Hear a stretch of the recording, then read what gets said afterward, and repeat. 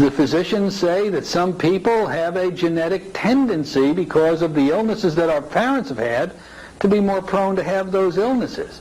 Well, you ever read these forms that say, have your parents ever had heart disease? Well, here's a big waking hypnosis suggestion, isn't it? Well, if your parent has heart disease, well, you're going to be you better watch and get tested a lot. Well, that's possible. But if there is a genetic connection, then maybe there's a genetic connection to cancer. Maybe, I don't know. This is things we'll have to explore. Maybe there's a genetic connection to memory. Maybe past life memory simply comes from the genetic past life cell in our genetic makeup. These are things we need to study and understand more. Psychosomatic. Psychosomatic. Could cancer possibly in any way be a psychosomatic illness? Well, if you nod in your head yes, you're going to have a lot of people out there who are going to call you some very strange names.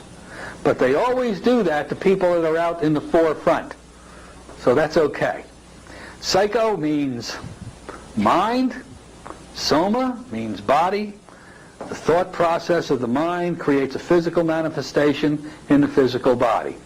Well, there's many, many diseases or problems we can have that are diagnosed as psychosomatic. So I think as we go moving down into the future, we will discover as we learn more and more, many things might be psychosomatic.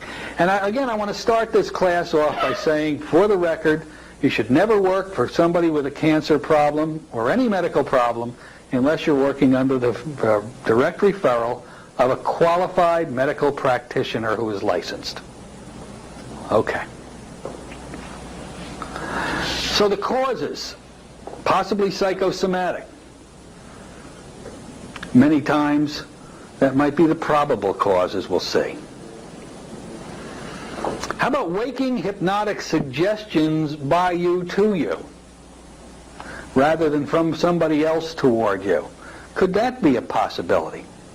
Remember the mental law we teach in class, gang. Remember the primary one.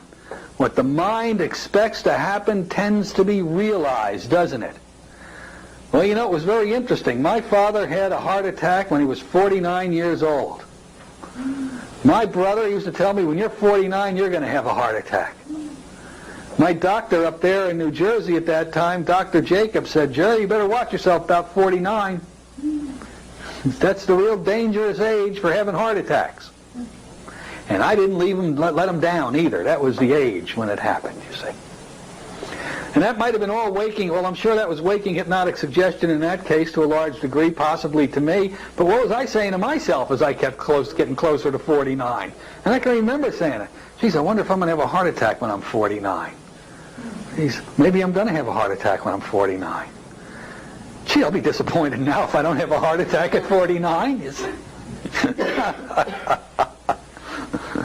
What are our standard cancer treatments that are available to us today as if we were doctors or anybody else? Surgery, there's the good one, huh? Cut it out. Cut it out. Louise Hay, I don't know if any of you ever studied Louise Hay, but she had cancer.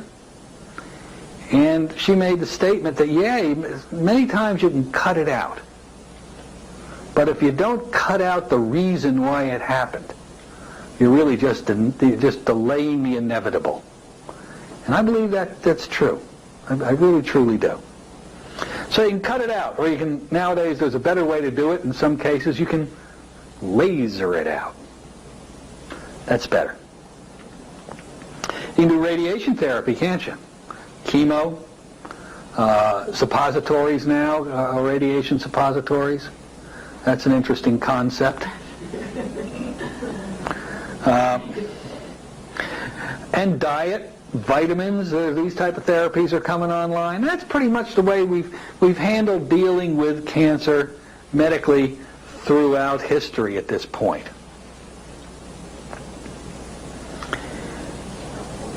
Just to diverse a little bit with hypnosis and cancer, to show you the the enormous, how fear can hurt you so bad. Absolute fear. One of my first instructors, many years ago, and I'm not going to date myself, but it was back in the 60s, was a fella from New Hampshire by the name of Vic Carnella. And I was a poor waif of kind of a kid back then, and he took me under his wing, started giving me a couple hours of hypnosis training, and we got to be pretty good friends. Anyway, we were very close over the years. When I was teaching class down in Fort Lauderdale in the wintertime, Vic would always make an excuse to come on down and visit with us, which was fine by me. And I'd have him come to class and show my students some of the things that he could do. Anyway, his wife calls up one day and she says, "Jerry, I got bad news. Vic has lung cancer. Would you work with him?" I said, "Absolutely. Get down here right. When can you be here?" She said, "Tomorrow." I said, "Fine. Get on the flight. Let's get going." He came down. That night, we're all sitting in my living room. We just had a little dinner, and it's the four of us, my wife and his wife and him and me. And they're all kind of looking at me like, when are you going to do something? Finally, I said, "Vic, come on, let's go back in the bedroom and let's go to work." And I've had quite a bit of experience, by the way, with dealing with lung cancer victims. Anyway, I laid him out on the bed, got him all snuggled in, nice and comfy. I know he loved the Elman induction. We both did. We used to do it to each other all the time. I said, "Okay, Vic, take a nice long breath, fill up your lungs, exhale, close your eyes down, and let yourself relax." His eyes kept popping open. I said, "This doesn't make any sense. He's closed his eyes for me many times before." So I said, "Let's do it again. Long, deep breath, fill up your lungs, exhale, and close your eyes down." And it was.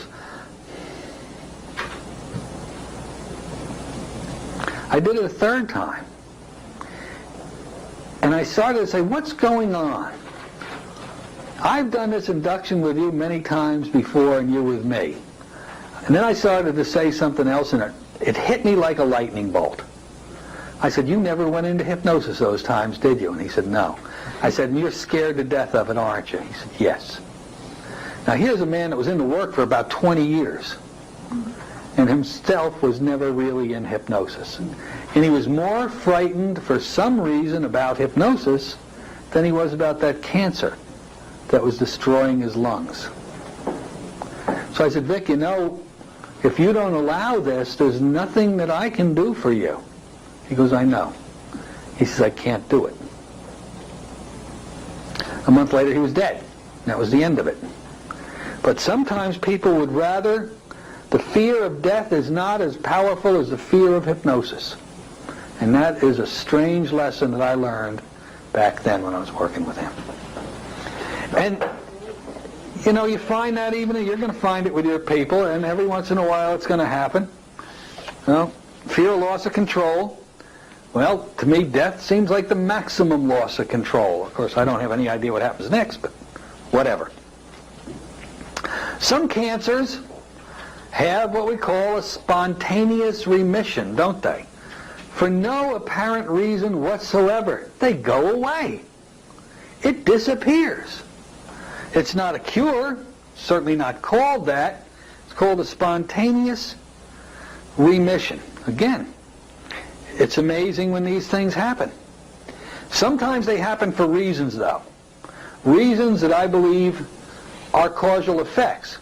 If people talk to other people about, well, you know, we can have a spontaneous remission sometimes.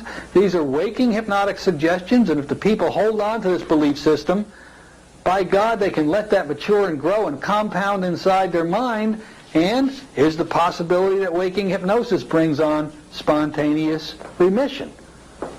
I don't know. I'm not walking away from it.